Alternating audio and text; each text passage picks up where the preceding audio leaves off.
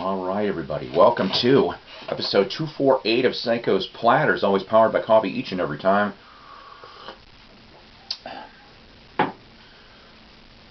We're going to go off and talk about, we're going to do a review on the brand new reissue, 2CD edition of the 2018 release of John Lennon's Imagine, which came out last Friday. I went and snagged this at Target, very reasonably priced, $19.99 if I remember correctly for when I got this. To get into this, I'm going to try to be as quick as possible. I want to do a back history on this album very quick before I tell you what I think about the end result on this. John Lennon's Imagine, of course, came out September 9th, 1971 in America, October 8th in the UK. It was his second solo album. All the research here done through the John Lennon website and Beatles Bible and a couple other sources. It was recorded February and May through July of 1971. It all got started when in New York, John and George Harrison, that is, had a short jam session. John and George agreed to perform on the next album.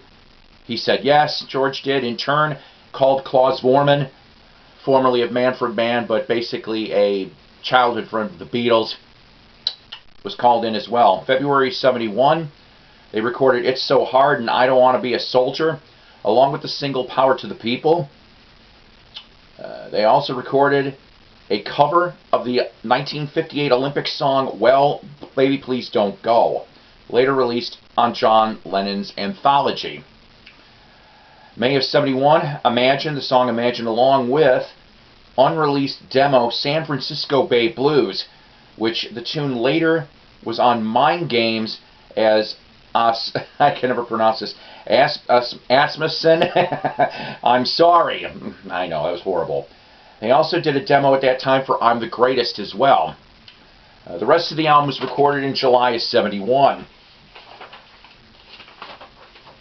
Also, Jealous Guy, originally made from the White Album as an outtake as Child of Nature. The genesis of Give Me Some Truth was actually during the Let It Be sessions. Front cover was a Polaroid taken by Andy Warhol. The back cover was a picture from Yoko Ono. Was released in parts of the world later on in quadraphonic. I would love to grab a quadraphonic edition of Imagine. That would be very cool. #1 worldwide. #3 single in the US. But Imagine was not released as a single in the UK until 1975 as part of a single for the Shaved Fish compilation on Apple.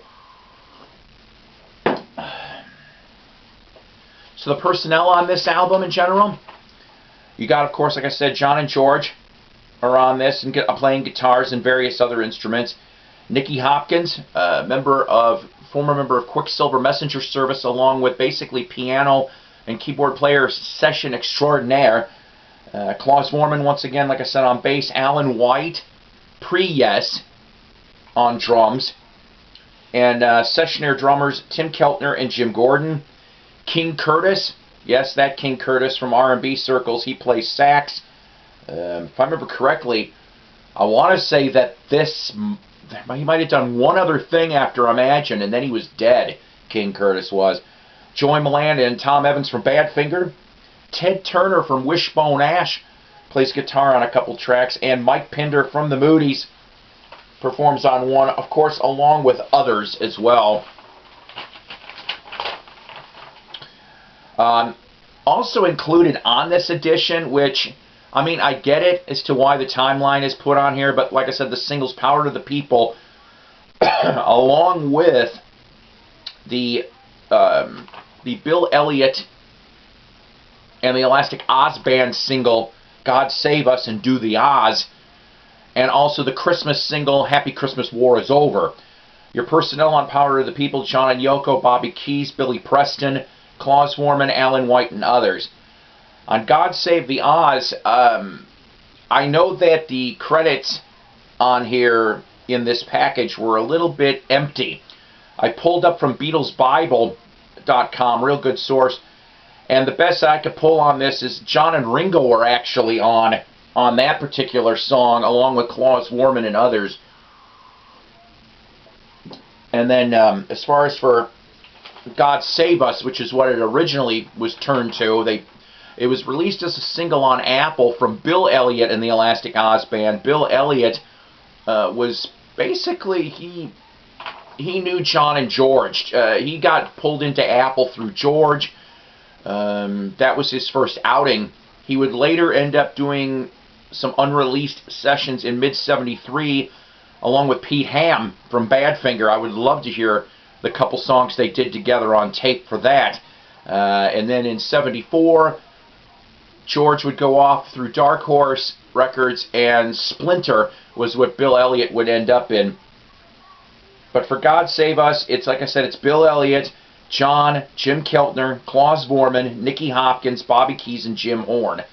And then Do the Oz is John and Yoko. Yeah, it's the only time you really hear Yoko on the whole thing. What a relief. I'm sorry, not a big Yoko fan. Jim Keltner, Klaus Vorman, Nicky Hopkins, and others. And then Happy Christmas War is Over, which is the last track on this. John and Yoko, Jim Keltner, Nicky Hopkins, Hugh McCracken, and others. So that comprises the first disc. It's 20 tracks. When the original album, if I remember correctly, is only 10. And they do a bunch of add-ons. This is what you're looking at here for this. Your booklet, in essence. Let me see if I can show you here too.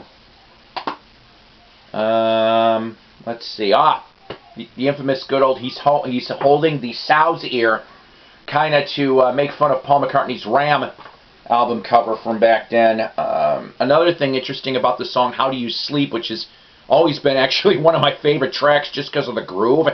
I'm told that the song lyrics were originally a lot more vicious, and Spector and even Alan Klein and others were basically telling him, hey, tone the damn thing down. We don't want no damn lawsuits.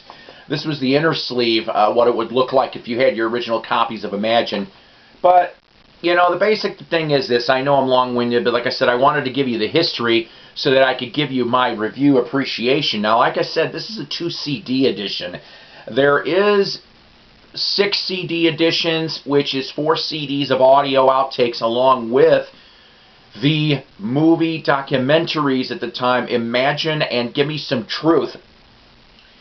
Now, to me, I'm sorry, I've read some other reviews on this. They say especially if the 4th disc is for completists only, which, you know what, I guess I can understand that. But here's the thing. If you don't have this album, if you don't, go get it, and it's for several reasons. One, I don't know what it is. Maybe it's just 2018 recording technology or remixing technology. Sounds a lot more punchier in parts. Okay, I've had several people that are Beatle friends too, and they've told me that the original album in parts sounded muddy. And I actually think I have to agree with them. I don't think the whole album sounds muddy, but I think at least part of it, the original 71, does sound muddy. This definitely clears it up a lot. Yes, it's on vinyl, but I'm going to tell you something. I've been to several different record stores since the Friday release, and I have not seen a copy come through. I don't know if the vinyl got delayed or what have you, or else I would give you a little bit better on that one. So this is definitely worth it if you do not have this album. Truthfully, I do honestly think that this probably was his best album, at least, you know, of the 70s. I also like Double Fantasy, but, you know, but we're talking that's 9 years into the future here. You know, I mean, Mind Games has got some goodies. Walls and Bridges has got some goodies, but, you know, I think he starts sliding off some when you get to that point, and for various reasons.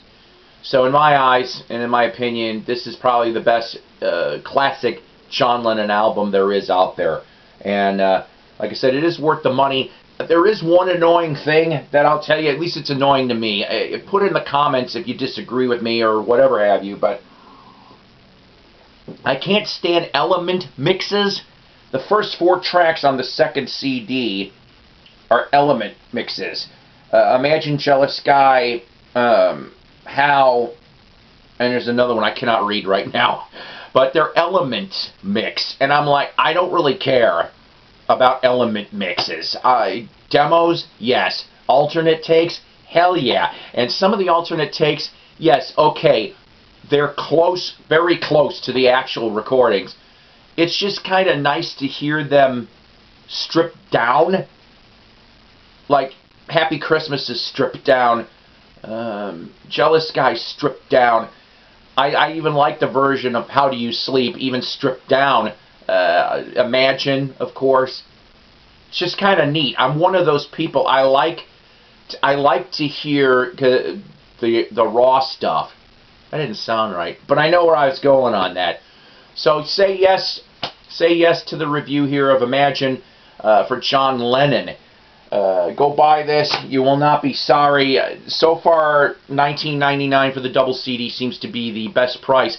Also, to throw this out there for you, too, in case you don't know, I'm just saying this, that double movie of Imagine the Documentary and Give Me Some Truth has been released in DVD and Blu-ray form standalone by itself.